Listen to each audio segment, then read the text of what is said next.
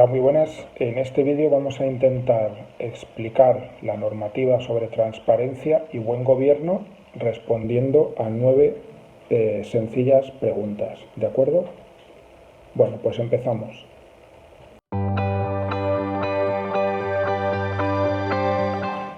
Bueno, pues la transparencia es un conjunto de obligaciones que tienen las administraciones públicas y las entidades públicas a la hora de publicar, de hacer pública determinada información relacionada con su propio funcionamiento, con sus objetivos, con su financiación, con los contratos que realizan, con su actividad y con la normativa que les regula. Sí, está demostrado por muchos estudios y por las comparativas que hacen, por ejemplo, entidades como Transparencia Internacional, que hay una relación muy directa entre las atracciones de los países que son más transparentes y el desarrollo social, económico, político de los países. Es decir, a mayor transparencia suele coincidir un mayor desarrollo económico y un mayor desarrollo social. Es decir, cuanto más transparente es un país, más información facilita a sus ciudadanos, más informados están sus ciudadanos, la prensa, etcétera, los partidos políticos de la oposición y demás, y por lo tanto se genera un debate mucho más transparente, mucho más limpio y en definitiva mucho mejor.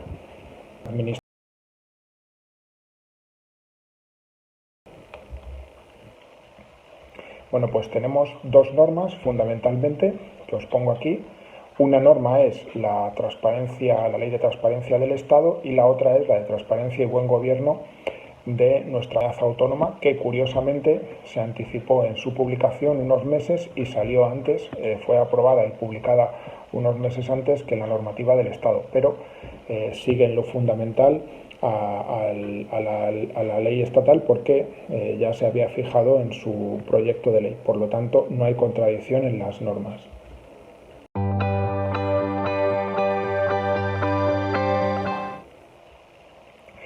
Bueno, pues la información pública normalmente se publica en los portales de transparencia que suelen tener casi todas o todas las administraciones públicas. Los portales de transparencia pueden ser únicos para todas las entidades o pueden ser diferentes según el tipo de entidad, ¿no? Por ejemplo, en el Estado, pues cada ministerio suele tener su portal de transparencia, organizaciones, agencias del Estado, etcétera, tienen o suelen tener su propio portal de transparencia. Administraciones un poco más pequeñas pues tienen o suelen tener un portal de transparencia para todos los entes de la misma.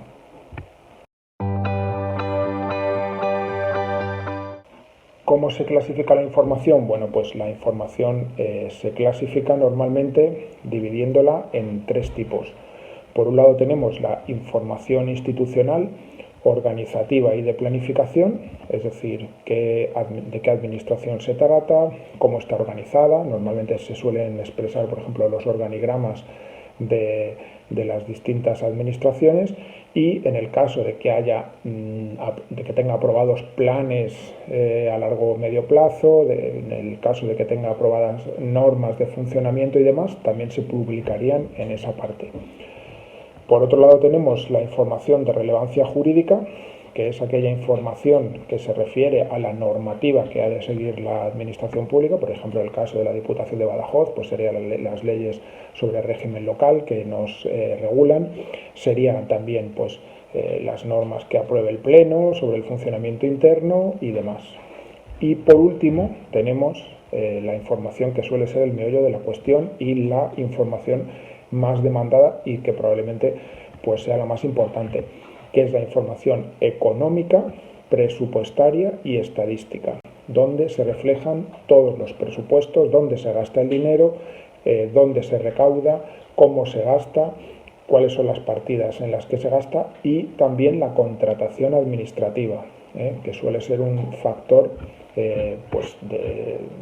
más que suelen incrementar o, por el contrario, enrarecer más los niveles de transparencia.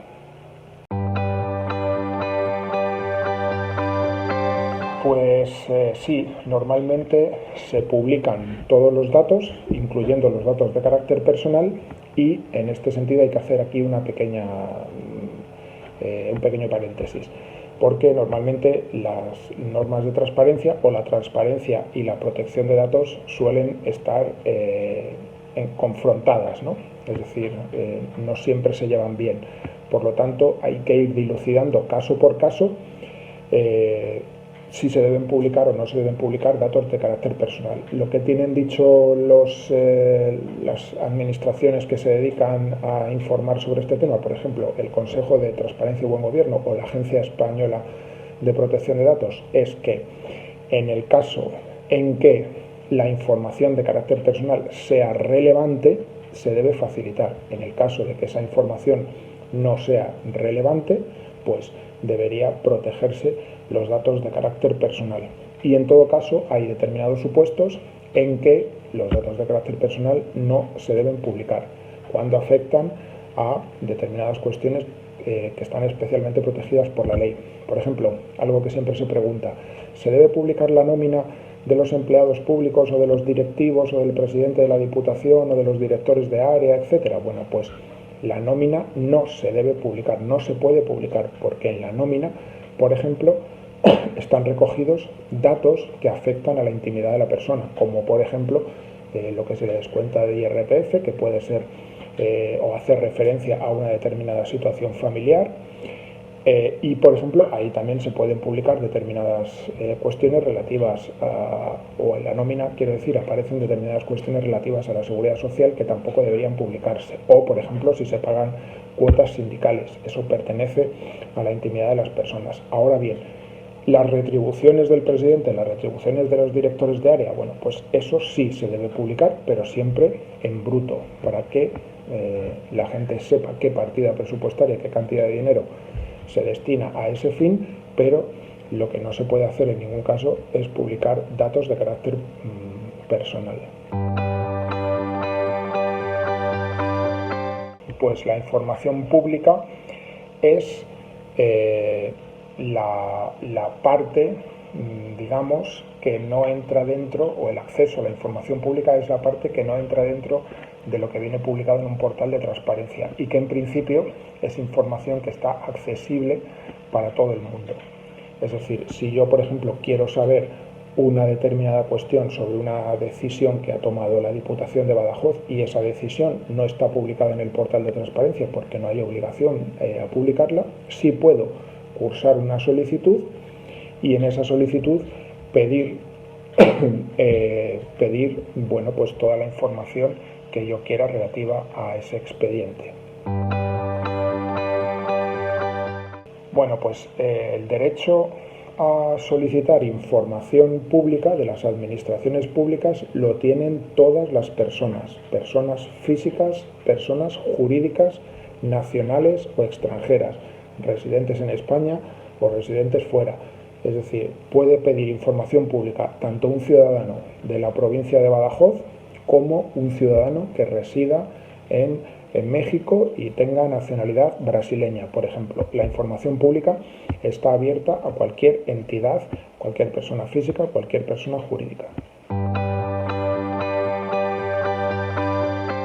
Sí, hay límites en la información pública que vienen recogidos en la Ley de Transparencia y son algunos de los que os voy a enumerar: la seguridad nacional, la defensa, la seguridad pública, la prevención de delitos, los intereses económicos, la política monetaria, etc. Si queremos saber algún tema que afecte directamente a alguna de estas cuestiones, nos pueden decir que ese tipo de información no está accesible al público. Siempre que se pidan bueno, pues un número de cosas y algunas de ellas estén limitadas por estos casos que os he citado y algunos otros que hay, y otro tipo de información no esté limitada por ahí, en ese caso os tendrían que dar o nos tendrían que facilitar toda la información que no esté afectada por esos límites. Por lo tanto, no se pueden acoger con carácter general las administraciones públicas a pues estos límites para negar el acceso a la información pública. Y por último, ¿qué es el buen gobierno? Bueno, pues el buen gobierno es una forma de gobernar que trata de ser objetivamente correcta y que persigue el cumplimiento de intereses generales, ¿vale? Intentando hacer una buena gestión y alcanzar altas cuotas de transparencia, de calidad, de cumplimiento en la legalidad y, sobre todo, medir el grado de satisfacción al ciudadano y tratar de establecer prácticas que mejoren día a día el funcionamiento de las administraciones.